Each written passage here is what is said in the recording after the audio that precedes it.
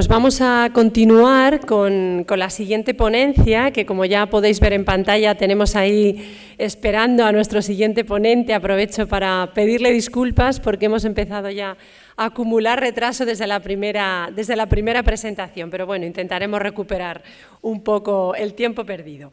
Bueno, pues es también para mí un placer presentar a Leonardo Cervera Navas, que es nuestro segundo ponente, que en esta ocasión interviene de forma online, y vamos a hablar desde una perspectiva totalmente diferente, ¿no? Una perspectiva más, digamos, jurídica, porque Leonardo es jurista especializado en Derecho de la Unión Europea.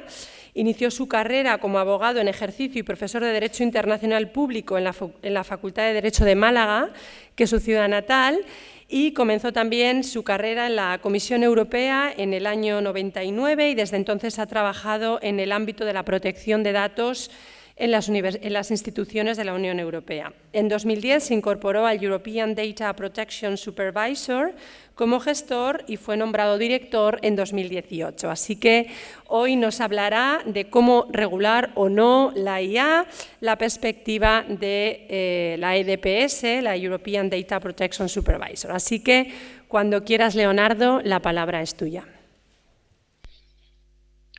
Buenos días a todos. ¿Me oís bien? Ok. Bueno, pues buenos días desde Estrasburgo, a donde me he venido para participar en la reunión de delegados de protección de datos de las instituciones europeas. Y estoy aquí conectado desde una de las habitaciones que suelen utilizar los eurodiputados, cuando vienen aquí a los plenos en Estrasburgo. Yo no vengo aquí a este tipo de reuniones porque yo no soy un político, yo soy un funcionario de la Unión Europea, pero me ha hecho gracia ver cómo se lo montan los políticos europeos aquí en estos hoteles. Lamento mucho no poder estar ahí con todos vosotros, sobre todo después de oír que estáis patrocinados por Illera. Esto, desde luego, si de haberlo sabido, quizá me lo hubiera replanteado. Pero bueno, ya sabéis dónde podéis encontrarme. Espero que cuando termine mi intervención empecéis a bombardearme con peticiones de amistad en LinkedIn, así que podamos estar conectados y ya sabéis dónde tenéis un aliado, un amigo en las instituciones europeas. He visto también que después tenéis un taller de trabajo que habéis llamado PC ochentero. Y la verdad que de haber estado allí me hubiera apuntado porque no hay nada que me guste más a mí que un PC ochentero. O sea que os deseo mucho éxito en estas jornadas en Valladolid y a ver si para la próxima me puedo acercar y pasar un buen rato con vosotros. Voy a hacer una intervención breve porque además después de la intervención de Senen, pues ha dejado el listón muy alto. Es muy difícil superar su intervención en términos de claridad y entretenimiento, porque la verdad que ha sido una intervención fantástica, sí, no se pierde la atención ni un instante, ¿no? De lo bien comunicada que estaba. Pero bueno, lo voy a intentar. Lo primero que voy a deciros es un minuto sobre mi empleador, el Supervisor Europeo de Protección de Datos, por si alguno de vosotros no está muy familiarizado con mi institución. Sabéis que en la Unión Europea tenemos una serie de instituciones, muchas. Las más importantes son las más conocidas, el Parlamento Europeo, el Consejo Europeo, la Comisión Europea, pero luego hay otras muchas que son menos conocidas, ¿no? Y una de estas, poco conocidas, es la mía, el Supervisor Europeo de Protección de Datos, que es la institución de la Unión Europea que se encarga de velar por el cumplimiento de la normativa de protección de datos por las instituciones europeas. Lo que nosotros hacemos tiene tres vertientes. Somos una autoridad de protección de datos al uso, como pueda ser la Autoridad Española de Protección de Datos. Somos un asesor al legislador comunitario, al legislador europeo, es decir, cada vez que hay una propuesta de ley con una vertiente protección de datos, tenemos que emitir una opinión que normalmente se tiene en cuenta por parte del legislador europeo y proveemos la Secretaría de otra institución de la Unión Europea que se llama el Comité Europeo de Protección de Datos, que se encarga de velar por la aplicación uniforme de este famoso Reglamento General de Protección de Datos. Ahora, con el nuevo reglamento de inteligencia artificial, vamos a asumir una cuarta competencia, que es la de ser el regulador europeo en materia de inteligencia artificial. No está muy claro todavía si seremos solo el regulador europeo para las instituciones de la Unión o tendremos también algunas competencias a nivel europeo en general.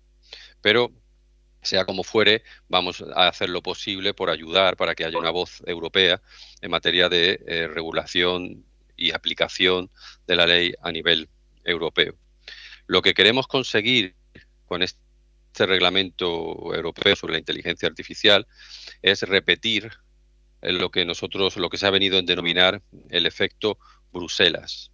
El efecto Bruselas empezó con el Reglamento General de Protección de Datos, cuando el año 2012 la Comisión Europea puso sobre la mesa una nueva legislación en materia de protección de datos que al cabo del tiempo se ha convertido en el estándar global sobre protección de datos. Ahora mismo hay más de 200 países alrededor del mundo que tienen leyes en materia de protección de datos que están muy alineadas con este Reglamento General de Protección de Datos. Entonces, el enfoque, la estrategia nuestra es anticiparnos nosotros con los estándares legislativos para que los demás, el resto del mundo, pues tengan que adecuarse a nuestros estándares y no al revés. Yo creo que si bien Europa a nivel, digamos, tecnológico va siempre un poco por detrás de lo que puedan ser otras potencias mundiales, a nivel legislativo, Europa ha demostrado que puede ir por delante. Yo creo que eso nos da cierta ventaja sobre los demás. Y ahora estamos intentando repetir el efecto Bruselas con la legislación en materia de inteligencia artificial, para que con un poco de suerte para final de año tengamos estos estándares ya establecidos y todos los que vienen detrás, ya sea Estados Unidos, el Reino Unido, Canadá, China mismamente, pues tendrán que pasar sus propios estándares adecuados a los nuestros, porque nosotros ya habremos ganado el terreno, por decirlo así. El punto de partida de las reflexiones que quiero yo hacer, que son muy coincidentes con lo que ya ha dicho Senén, es que debemos huir en todo momento de un enfoque tecnofóbico. Es decir, no me gusta nada cuando se firman manifiestos y se habla de prohibir la inteligencia artificial y cosas por el estilo. No se debe de confundir de lo que es el principio de precaución con una intervención tecnofóbica. Yo pienso que la inteligencia artificial, los técnicos lo saben mejor que yo y os lo van a explicar mejor que yo, pero yo os doy mi opinión. Es una tecnología que va a cambiar el mundo, que está en nuestras manos de que el mundo cambie para bien o para mejor, y por tanto no abrazar esta tecnología sería un gran error. Europa tiene que estar a la cabeza de la inteligencia artificial y su uso para el bien de la humanidad. Al mismo tiempo, también tenemos que tener cuidado con los cantos de sirenas, ¿eh? Como cuando Ulises le pidió a sus compañeros de viaje que le ataran al mástil, ¿no? Al mástil de aquella embarcación. Hay mucha gente por ahí haciendo cantos de sirenas, tratando de distraernos sobre cuál debe ser el rumbo correcto de nuestra embarcación. Y hay que prevenirse contra estos cantos de sirenas, por supuesto, interesados, falsarios, que son los que pueden hacer que naufraguemos en lo que pretendemos hacer en materia de regulación de la inteligencia artificial. Los que llevamos muchos años trabajando en materia de protección de datos sabemos muy bien de estos cantos de sirenas. Eh, a comienzos de siglo tuvimos una serie de sirenas tecnológicas que ya nos decían que la privacidad estaba muerta.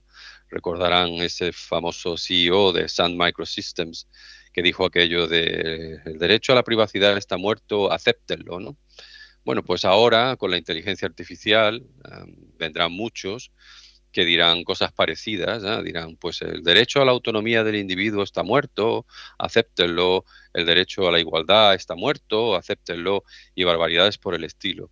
Porque claro, desarrollos tecnológicos a veces son incómodos para los intereses de algunas entidades muy poderosas, como en su día el derecho a la protección de datos resultaba y sigue resultando incómodo para algunos operadores de Internet que han creado unos modelos de negocio totalmente de espaldas a lo que dice la legislación en materia de protección de datos y ahora pretenden que en lugar de cambiar ellos y adecuarse a la legislación que democráticamente nos hemos dado, pues seamos nosotros, la sociedad, las que tengamos que adecuarnos a su modelo de negocio, ¿no? Pues lo mismo, pero magnificado, va a pasar con la inteligencia artificial y por lo tanto tenemos que tener muy claro de que abrazamos la inteligencia artificial, pero desde el respeto de nuestros valores y nuestros principios democráticos y del Estado de Derecho.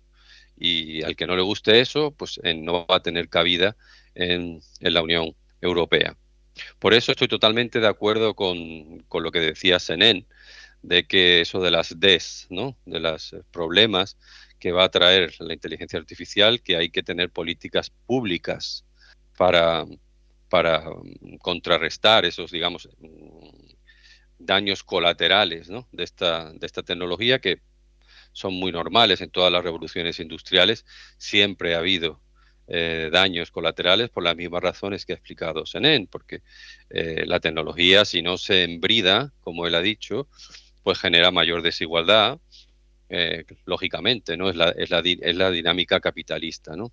Por lo tanto, tendremos que invertir en inteligencia artificial para beneficiarnos de ese poder transformador de la tecnología, pero también tendremos que invertir desde la perspectiva de la seguridad para evitar, no solamente de la seguridad, sino también de la dignidad del individuo, para evitar efectos indeseados de esta tecnología.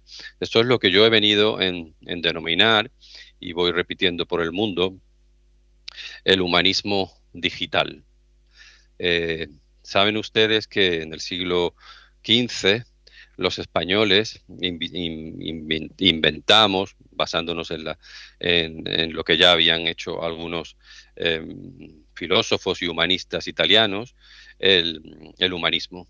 El humanismo es un invento mayoritariamente español, que se refleja en el testamento de Isabel la Católica, cuando fue tan lejos como para calificar a los habitantes de las Américas como sus súbditos en igualdad de condiciones con los españoles. Es decir, es este concepto filosófico que huye de la idea de que Dios es el centro del universo y convierte al ser humano en el centro del universo.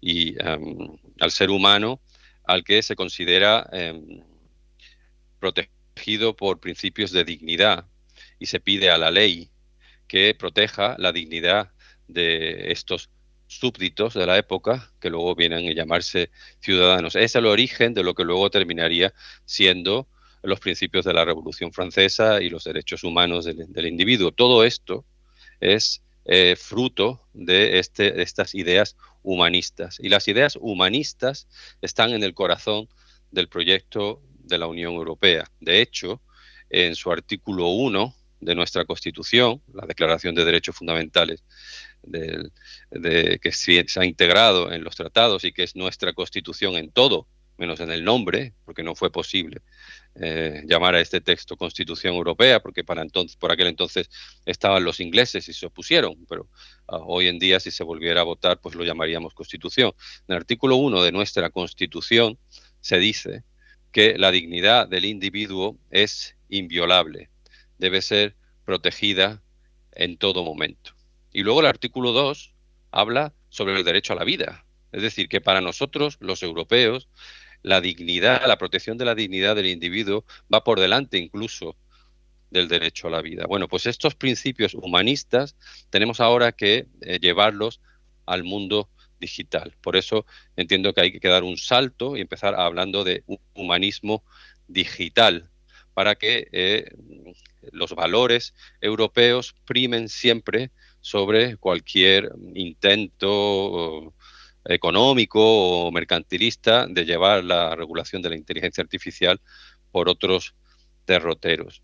En una columna en El País hace unos meses me permití presentar a nuestros líderes políticos y empresariales una visión de lo que debe ser la regulación de la inteligencia artificial, con mucha audacia por mi parte, porque todavía estamos en un momento muy temprano en materia de reflexión sobre cómo debe hacerse la regulación de la inteligencia artificial. Me atreví a poner esta visión en el público porque después de tantos años trabajando aquí en las instituciones europeas, me he dado cuenta de que lo que nuestros líderes políticos y empresariales necesitan para hacer bien su trabajo es una visión, algo claro, sencillo, que ellos entiendan y comprendan y oriente su comportamiento. La visión que yo puse sobre la mesa para regular el tema de la inteligencia artificial es el símil de la aviación comercial. ¿Habrá algo más peligroso que meter a la gente en un recinto cerrado como es un avión? Eh, Subirlo a, no sé, 10.000 metros de altura. Que me perdonen los pilotos, yo no entiendo de tactos técnicos de la aviación. Ponerlos a 700 kilómetros por hora, llevarlos a miles de kilómetros de distancia, aterrizarlos, pasarlos por tormentas, en fin. Bueno, pues esa actividad tan peligrosa se ha regulado bien, se ha regulado internacionalmente y ha sido un gran éxito que ha transformado el mundo y que sigue transformándolo hoy. Esto se hizo en los años 40, en los convenios de Chicago, y el estándar mundial de protección en materia de aviación comercial es que la seguridad del pasajero nunca se computa como un coste, sino como una condición sin la cual no hay modelo de negocio. Es así. Las compañías aéreas nunca piensan que están gastando dinero cuando invierten en seguridad. Ellos lo que están es garantizando la supervivencia de su propio negocio.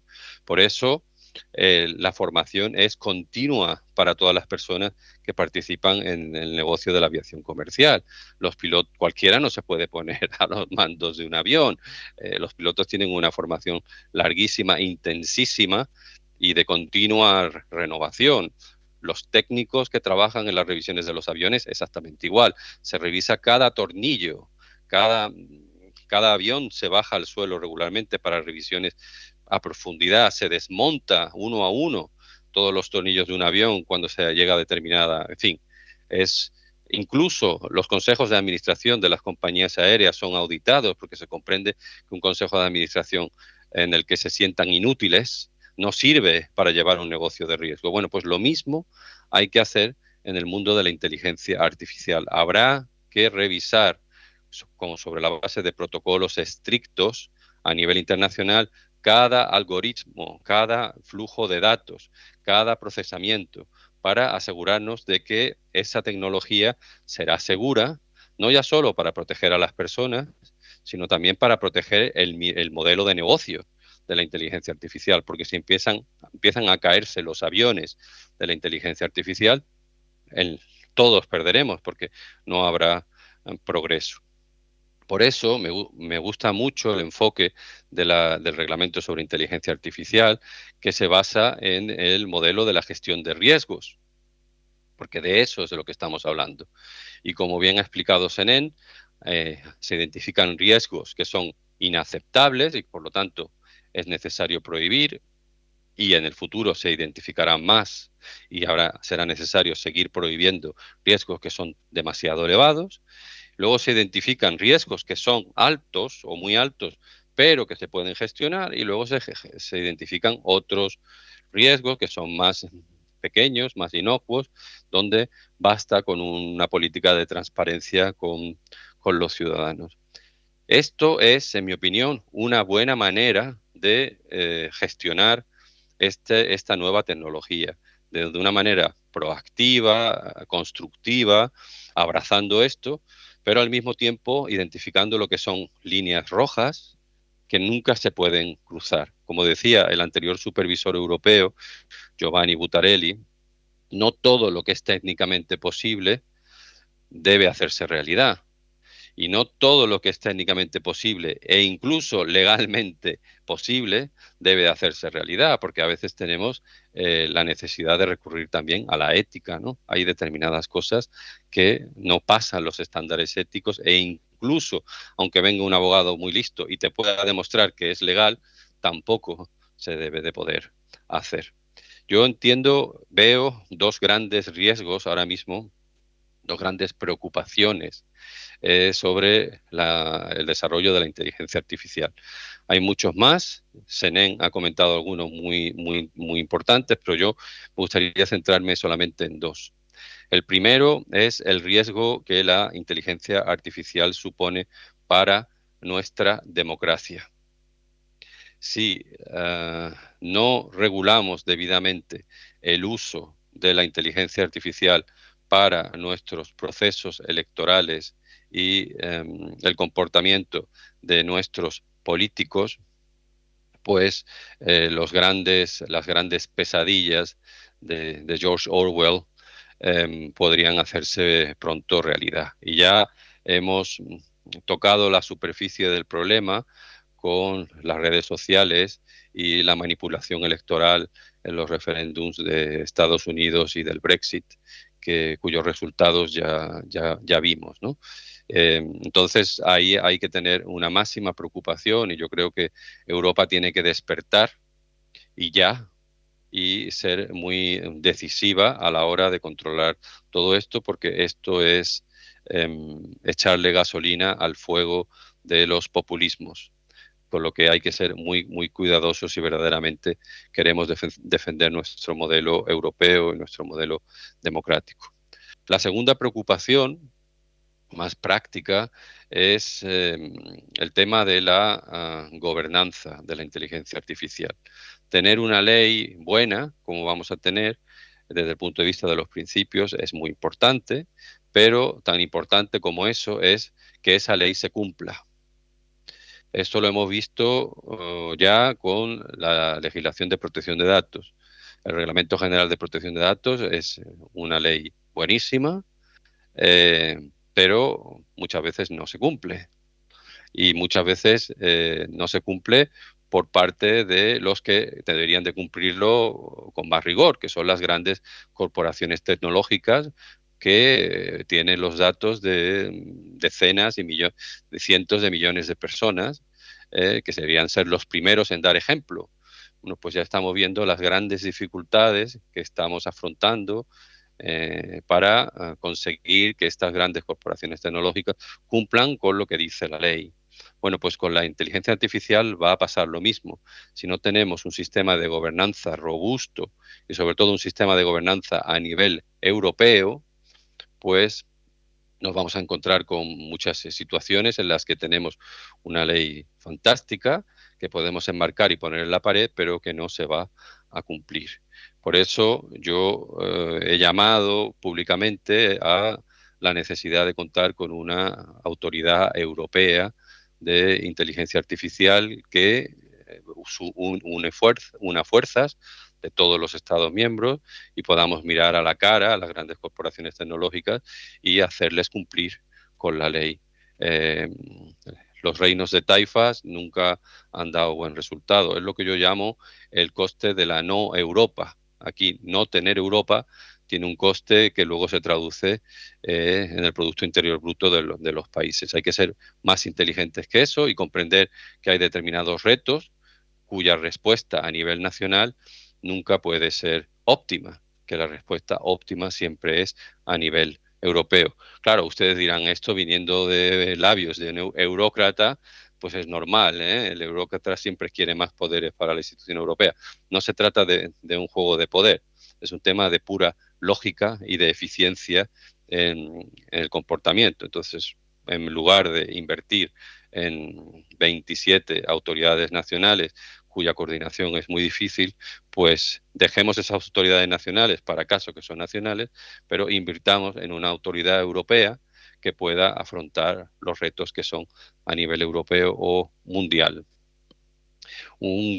Dos mensajes finales y ya abrimos un turno de debate y que es que yo creo casi lo más interesante de eh, cualquier seminario de estas características. Muchos de ustedes estarán preguntando como responsables en vuestras universidades, ¿no? ¿Cómo hacemos para esto que nos viene? O sea, ¿cómo vamos a poder aplicar esta inteligencia artificial en nuestros ámbitos, ¿no?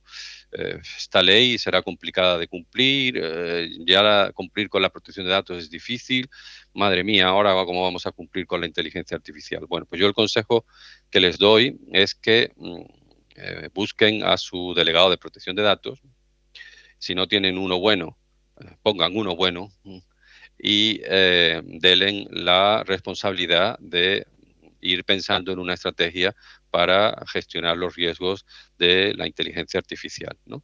Mucho de lo que ya se ha hecho en materia de protección de datos, pues los análisis de impacto, del RGPD, el enfoque de accountability, todo esto es muy similar a lo que habrá que hacer con la gestión de los riesgos de la inteligencia artificial. Así que un buen delegado de protección de datos está bien posicionado, en mi opinión, para empezar a trabajar en estos temas.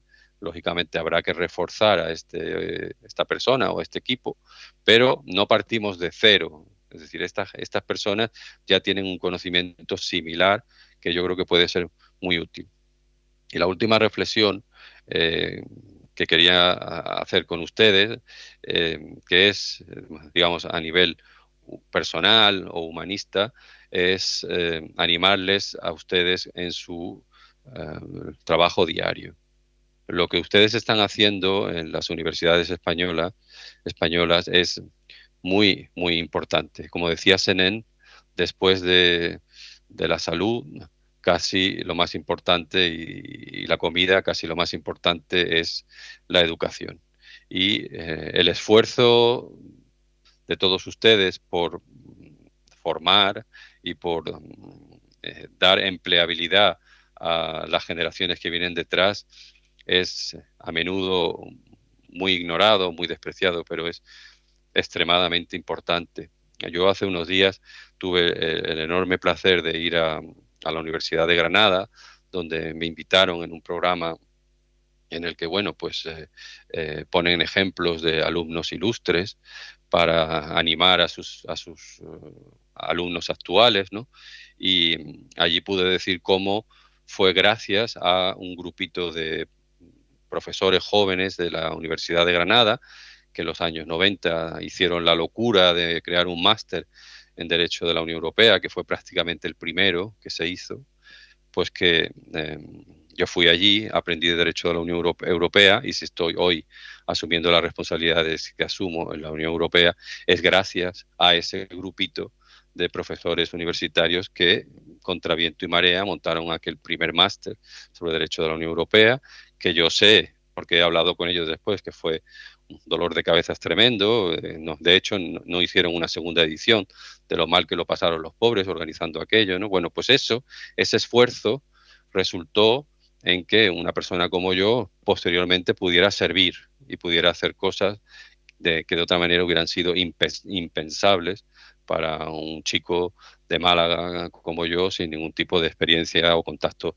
internacional, ¿no? Pues por eso yo les animo verdaderamente como humanista a que se partan la pana en hacer lo importante que es hacer ustedes, que es ayudar a estos jóvenes, invertir en su formación para dotarlos de talento y oportunidades para el futuro. Así que muchas gracias por su atención y quedo a su disposición para lo que necesite.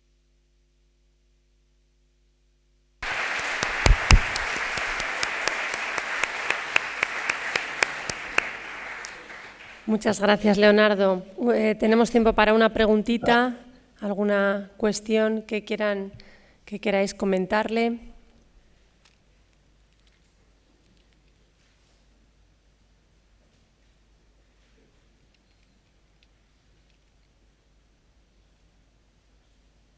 ¿No? Bueno, pues muchísimas gracias, Leonardo. De todas formas, tenemos tu contacto, así que probablemente, como bien has dicho al principio, empieces a recibir invitaciones de LinkedIn de forma masiva en los próximos minutos. Muchas gracias, Leonardo.